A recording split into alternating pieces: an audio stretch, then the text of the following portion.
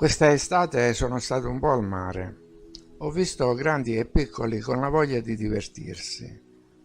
Le persone continuano a fare quello che hanno sempre fatto, nonostante guerre e demenze varie, cioè vivere.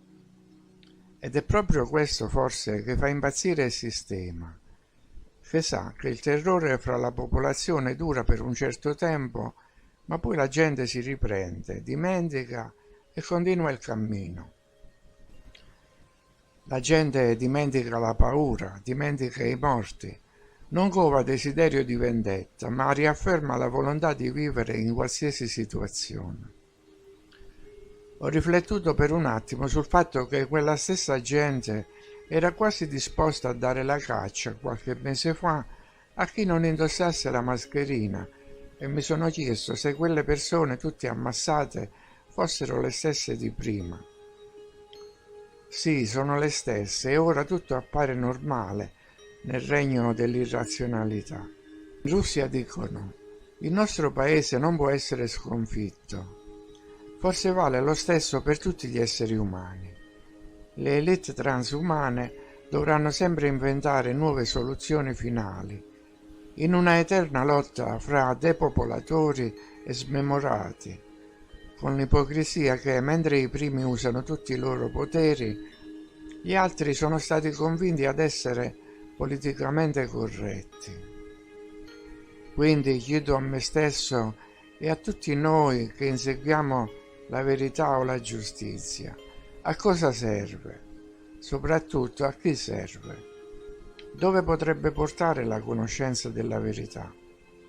C'è una frase che sembra rimbalzare qua e là nei commenti, ed è questa: la verità ci renderà liberi. Ma quanta verità ci occorrerà per essere liberi, visto che non la potremo mai conoscere tutta? Noi siamo in una prigione, basteranno dei pezzi di verità per farci uscire. Basterà un gesto per interrompere l'ipnosi. Inoltre, la verità è diversa per ognuno di noi e non ha inizio e non ha fine. Non ha fine perché ogni verità è il presupposto di una ulteriore ricerca e questa ricerca disperde il senso del risultato, lo sposta nel tempo. E così il tempo della verità non arriva mai. Forse la speranza che la verità ci renderà liberi è un altro inganno, un'altra esca buttata lì, un altro male infinito che ci impone di ricercare sempre nuove risposte. Perciò ripeto, forse la ricerca della verità è una ingenuità, un'altra delle loro trappole. Ci danno in pasto dei reperti fatti da loro stessi, indizi disseminati qua e là, e ci lasciano girare in tondo per farci perdere tempo. Uno studia le piramidi per tutta la vita, elabora qualche teoria a cui finisce per credere e cosa ha risolto? È inutile stare 10 anni attorno a una piramide e quando pure si risolvesse il mistero delle piramidi, questo forse ci toglierebbe dai piedi tutti gli scienziati omologati e i filosofi da salotto, quelli che scrivono i libri di scuola, quelli che fanno finta di non vedere, i giornalisti con le bretelle, quelli che seminano odio e quelli che ci hanno sequestrato, i bioboiardi che scrivono le pagine delle enciclopedie e quelli che parlano della vita su Marte. Insomma, le cose non si sistemerebbero automaticamente, ci vorrebbero 100 anni di duro lavoro per ricostruire la verità, per rivedere tutte le menzogne. Chi avrebbe il tempo necessario per riscrivere l'enciclopedia del pensiero unico? E nel frattempo a chi la potremmo raccontare questa verità? Al medico o all'avvocato, il cui unico pensiero è quanto ricavare da un paziente o un cliente? O a qualcuno a cui sembra persino irreale che l'acqua sia sempre a livello?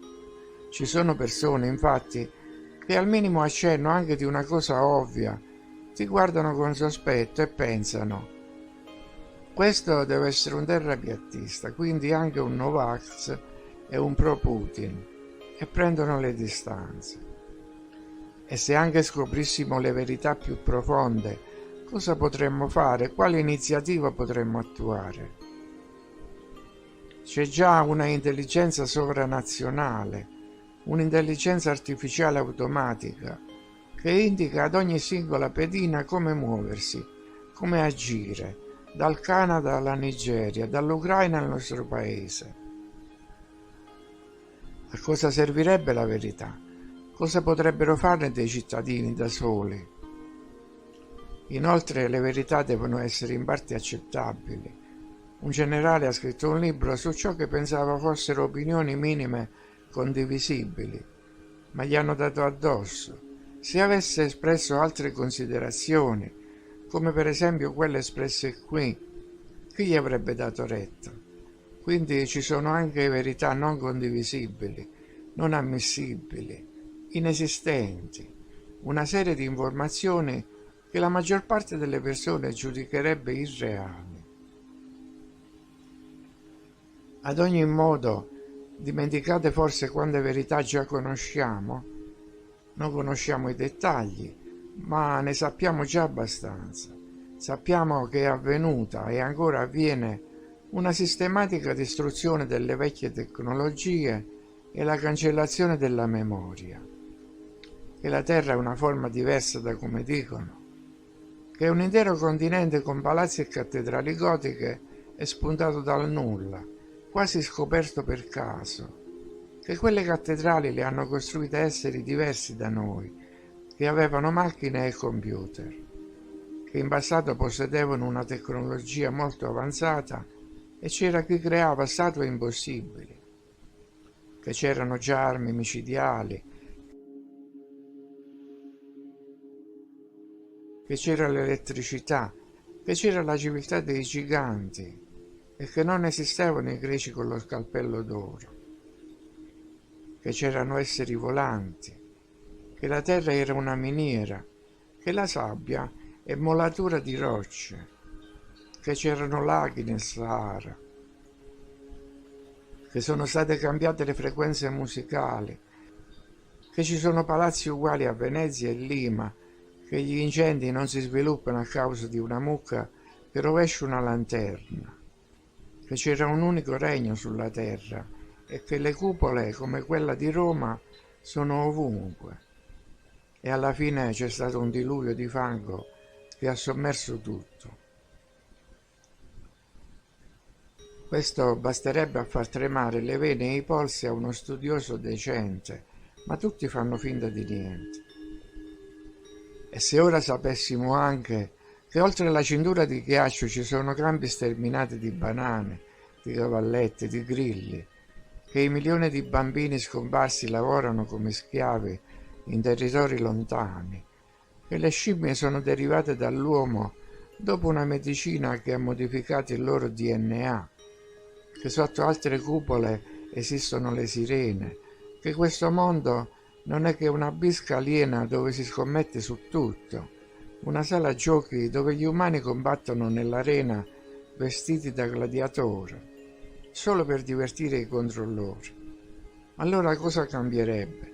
Cosa potremmo fare visto che la nostra specie è succube, non è organizzata? Davvero qualcuno pensa che in Russia non conoscano tutte le storie sui finti spazi intergalattici o non sappiano cosa sia successo in America, che c'era la Tartaria, che aveva il controllo sulla terra intera? E credete forse che i cinesi ne sappiano meno degli americani e dei russi? Questo è un altro motivo per cui non conosceremo le grandi verità. Esse sono le armi con cui si ricattano, ancora più potenti di quelle atomiche. C'è una guerra in corso e la verità su molti inganni potrebbe essere l'arma più pericolosa, ma nessuno la usa. Evidentemente gli apparati che comandano a ovest sono gli stessi che comandano a est. È un mondo di omertà, di prepotenza, dove quando uno viene eletto per governare una nazione scopre che c'è già qualche altro che detta le regole in quel posto. Ormai hanno dossier e schedature su ognuno. Miliardi di siti, account, frasi, parole, idee vengono registrati, analizzati e aggiornati ogni secondo. È questa la forza che trasforma la bugia in verità. È così che ci tengono in pugno scuola, emittenti di fake news, internet, giornalacci, cinema, politica, teatro, libri, cantanti e canzoni. Niente sfugge al loro controllo. E seppur accedessero alle informazioni i canali cosiddetti alternativi, cosa succederebbe? Continuerebbero a rifare le stesse cose e ad avere i globi alle spalle. E ancora una volta non sentiremo mai parlare di Samuel Rowbotham, per esempio, o William Carpenter.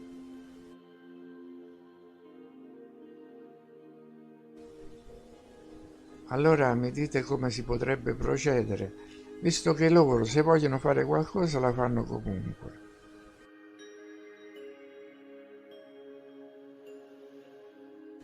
Perciò dico che forse la verità non ha nessun fine, nessuno scopo, e che ogni ulteriore ricerca ci divide ancora e ancora, creando altri livelli di dissonanza.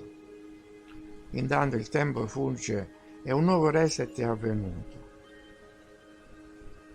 I nipoti non sono più come i nonni e se poi internet fosse bloccato per un mese, cosa ne sarebbe di noi sparsi nel paese senza contatti? Non saremmo mai neppure esistiti.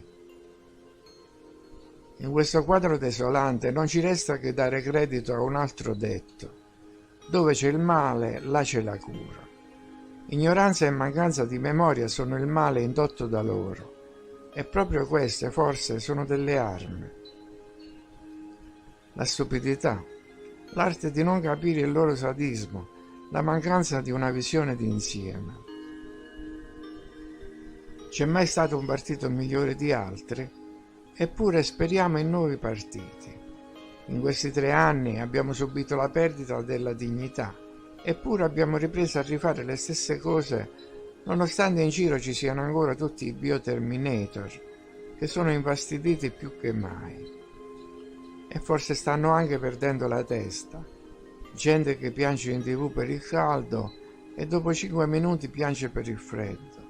E milioni di scienziati, come milioni di preti, che ripetono stancamente la loro litania, ma sempre con minore credibilità. Ora è in arrivo l'anticiclone artico, cioè da quale parte del Polo Nord precisamente? O l'anticiclone dalla Scozia, o volevano dire iperborea. E le perturbazioni atlantiche cosa significano? Che delle masse nuvolose si alzano dall'Atlantico e vanno a versare piogge in Germania. Intanto in Portogallo nessuno le vede passare queste perturbazioni, e poi quando precisamente perderebbero il sale quelle enormi quantità di acqua marina salata. Ma il sole sarà un buon giudice, eccolo sempre più grande. Quindi, invece di vivere perennemente nella paura, invece di analizzare le loro miserie e seguire le loro strade tortuose, facciamo qualcosa anche noi, resettiamoli. Noi non sapremo mai tutto e le domande esistenziali non avranno mai risposte definitive, ma sappiamo che questa ora, comunque siano andate le cose, è la nostra terra e i loro spettacoli ci hanno stancato.